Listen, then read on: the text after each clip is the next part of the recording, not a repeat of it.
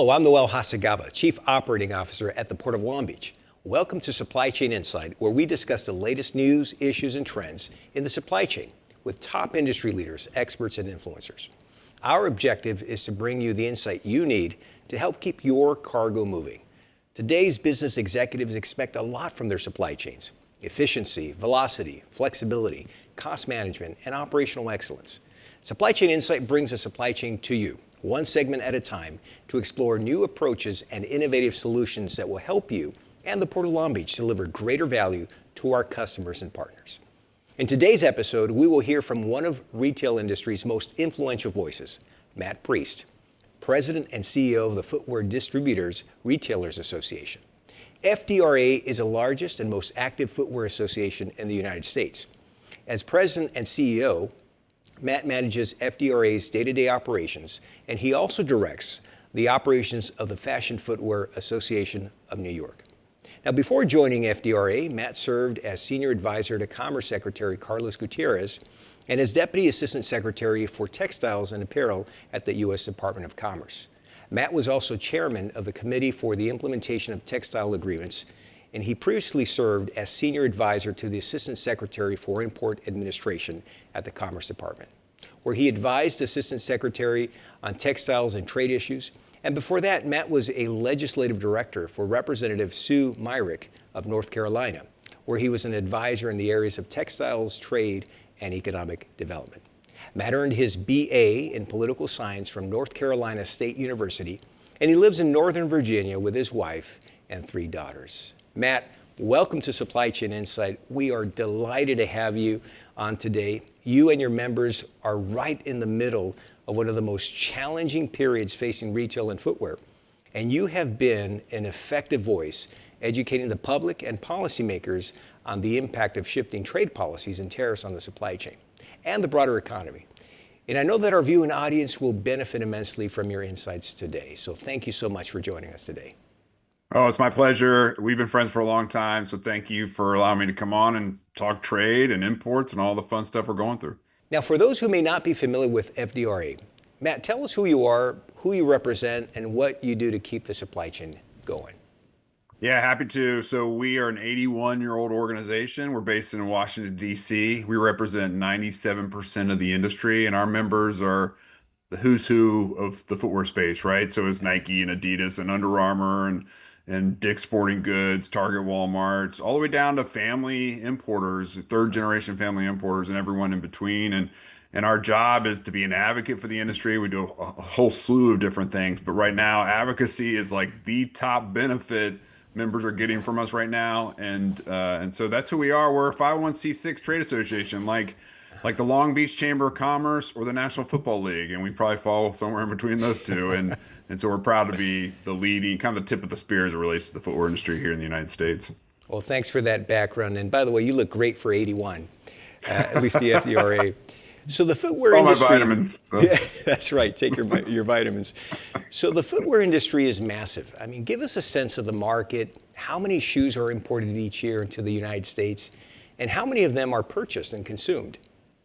Yeah, it is a massive market. People get blown away by these statistics, but we import anywhere between 2 to 3 billion pairs every single year. That's over 7 pairs of shoes for every single person in this country. And we're about a $120 billion industry annually. So we have the highest per capita consumption rate for any country in the world as it relates to shoes and footwear. And 99% of our shoes are imported, and a vast majority of those come through your port there in Southern California. And so the importance of our partnership with the Port of Long Beach is so critical to this industry. And so it lets you know, like 340 million Americans and visitors alike and immigrants alike all need footwear. And so we're one of those industries that is so prevalent. It's the top, I should say top of mind, everybody, because it's at the bottom of your feet, but you get the point. And that's what makes us proud to represent these companies, because we provide great functional footwear, fashionable footwear, hopefully price competitive footwear for everyone here in this country.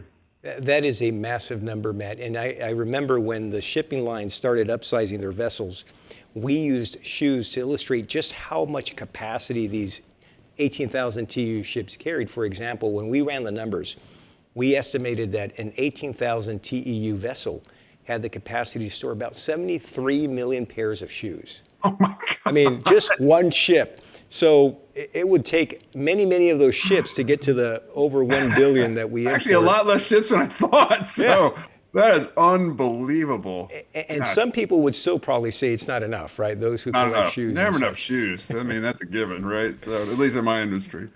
So we're going to talk about trade and trade policy and tariffs in a moment, but it's worth pointing out that in recent years, in spite of historically high inflation and the announcement of new tariffs, the footwear market has remained strong, thanks to the resilience of the American consumer.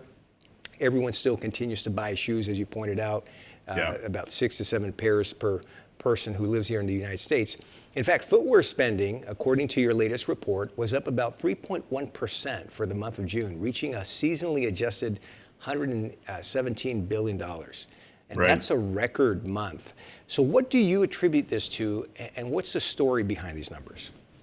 Yeah, so Noel, there's been so many kind of once in a lifetime variables impacting our economy, the shoe economy, as we like to call it. I mean, it's like pun city when you work in the footwear industry, but the shoe economy, as we call it, there's been so many variables since 2020 that are really hard to benchmark against. And I know you have the same issue Yeah. there in at the port as well with your own statistics. And so when you have these both kind of natural and artificial variables impacting the supply chain and consumers' ability to buy footwear, vis-a-vis massive stimulus or a pandemic or now tariff policy, it's hard to kind of pin down what is driving the consumer and what's motivating the consumer. A lot of what we're seeing right now in the back to school time period, which we find ourselves in, is this kind of front loading of the back to school purchasing because the importers front loaded the imports coming in because of their concern around tariffs. And so the consumer, we're always looking for what's the kind of mentality or the psychology around how consumers are behaving. And on our own surveys that we have in partnership with Alex Partners, as well as like the National Retail Federation has pointed this out, back to school shoppers are buying way earlier than they normally do because they're concerned about tariffs. So at the end of the day, what we find is that we trust our consumers. They're way smarter than I think media gives them credit for. They know tariffs are coming. They know they drive up prices, and they're adjusting their purchasing cadence to kind of deal with that. And so that's what we've seen to date. And Lord knows what's coming around the corner in the rest of 25 and 2026. But I think that we'll continue to, as long as the consumer's there and has discretionary income, we'll be selling them shoes as many as we can.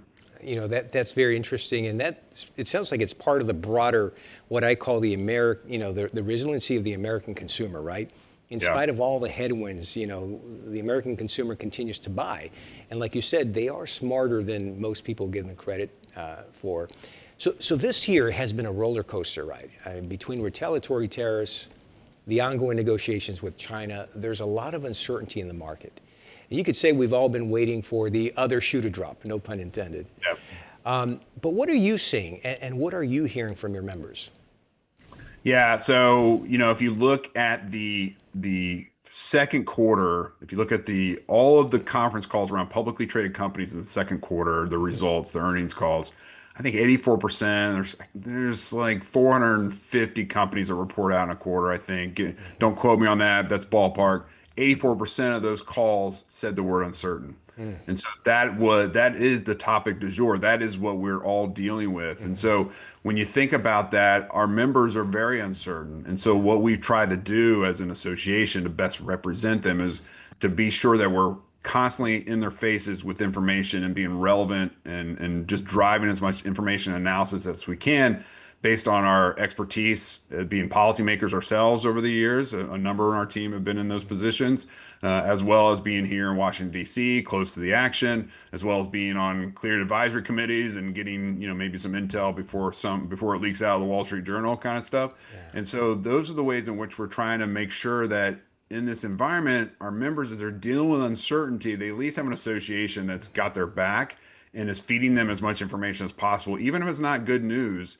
I will say there was a point just a few weeks ago that I finally said to our members, we had an event in New York, and I basically said, put your costing pencils down, just wait. The scenario plans have their own scenario plans at this point. So it's just too much to try to ascertain where you should cost your goods until you know where all the countries and their duty rates. And we're still figuring that out right now, which makes it really difficult to be in their position. But some of it for us is like so a little bit tough love. Like, all right, okay, this is not going away. We can't like freak out with every True Social post and every pronouncement coming out of Washington, D.C. And so we have to really help our members relax, take a breath. You've got wisdom from COVID. You've Yeah. got wisdom from the supply chain, kind of the run on goods that happened just after COVID that impacted you all so directly. Let's continue to lean on our guts and our wisdom and our knowledge to make the best decisions we can, and then know that you can adjust if you need to. And so there's been a lot of coaching in that regard and trying to take complex terms and make them in more digestible layman's terms so that people feel a little bit better about where we're headed, even if it's not crystal clear at this point. Well, you're certainly doing a great job, Matt, and wise advice, right, to all your members and those listening. You don't want to overreact, right? Yep. Here at the Port of Long Beach, for calendar year 2025, we've been busier than ever. In fact, this follows a record year in calendar year 2024. Between June of 2024, April of 2025, we saw 11 consecutive months of year-over-year container volume growth. And we saw the first dip in May and a sharper dip in June. And we're about to release our numbers for July, and it's going to go up again, thankfully. But that said, for the first half of 2025, we're still 10.6% ahead of last year, which was a record. In fact, Wow. Long Beach led the nation in container volumes between January and April. And the question for you is, does that line up with what you're seeing in footwear shipments? Because the talk late last year and throughout this year has been, the negative impact of tariffs and how volumes were going to cause this doom and gloom, but so far we've seen the opposite. Yeah, and that's a great question. And there's been a lot of public reporting, and obviously the president and his team are pointing to some of these statistics as a reason for folks not to freak out. And I never want to be Pollyannish. I always want to make sure that we're calling balls and strikes in a fair way and a respectful way. And so we kind of do gut checks as well. Like, okay, what are we missing here? We know that tariffs have gone up exponentially and historically. I hear and I talk to our members every day, all day long, and I've heard some just terrible stories of will we survive or not kind of questions. When there's a 145% tariff on goods out of China, that's an embargo.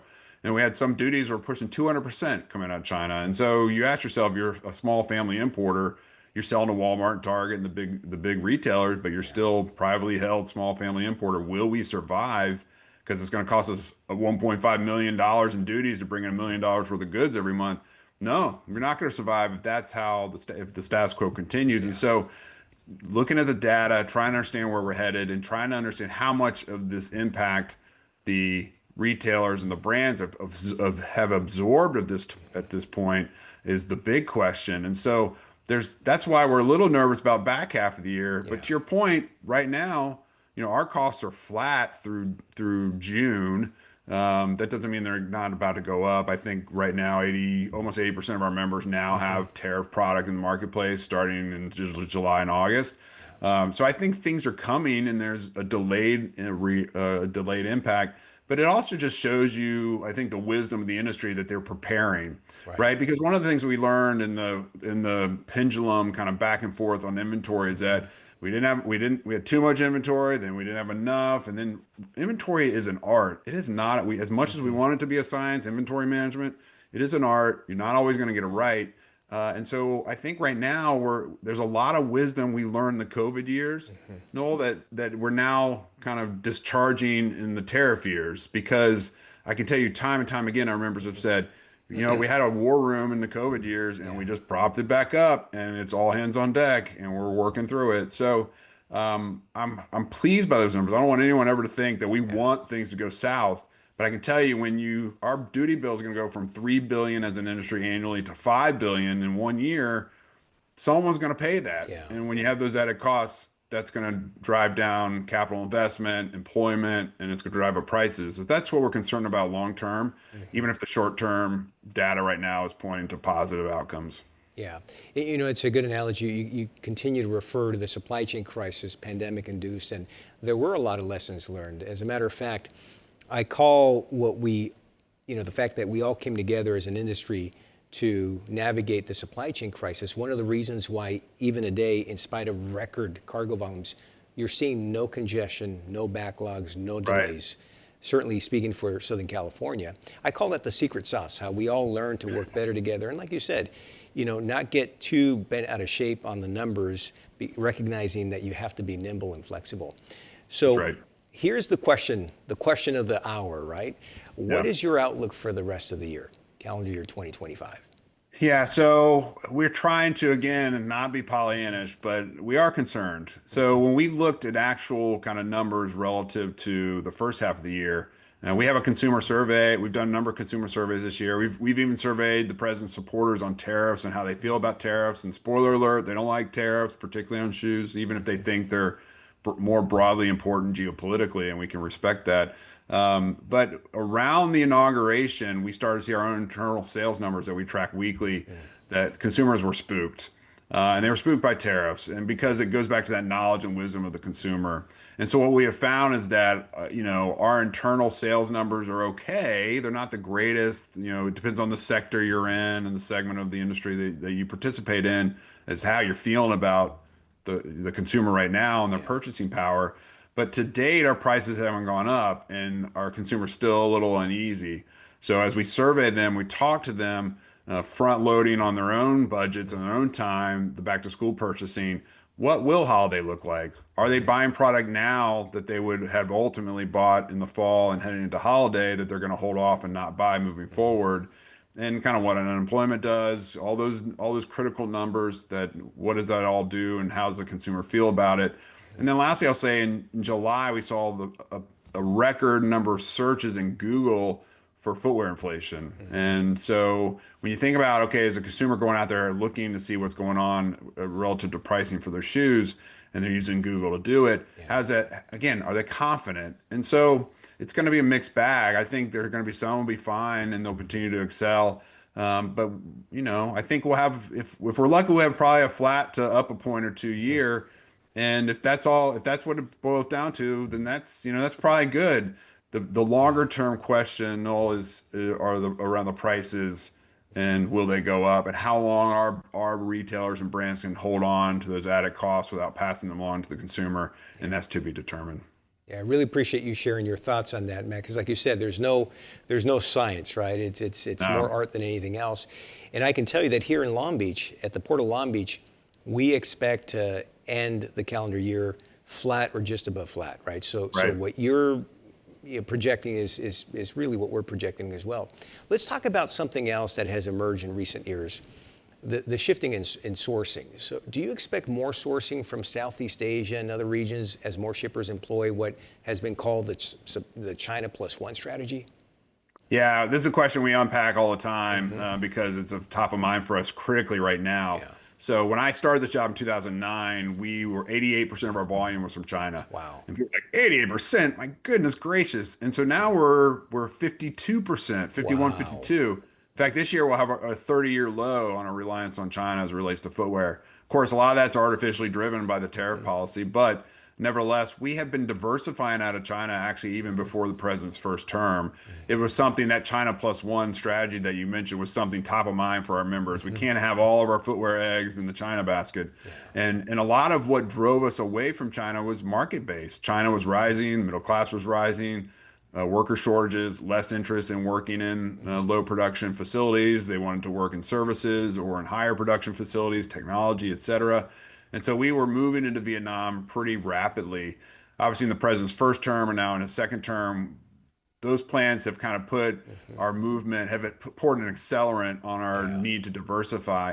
The challenge right now is that we don't know, it's kind of my prior point, put your costing pencils down. We don't know what the rates will ultimately be in the long term. I mean, it feels like, with Vietnam now, there's a 20% tariff on top of the 20%. So a sneaker's a 40% tariff out of Vietnam to the U.S. market. That's high, but there's really not a place to run to try to capture that back. And so we're still waiting for some of the details, the agreements that are being negotiated. None of these agreements are finalized.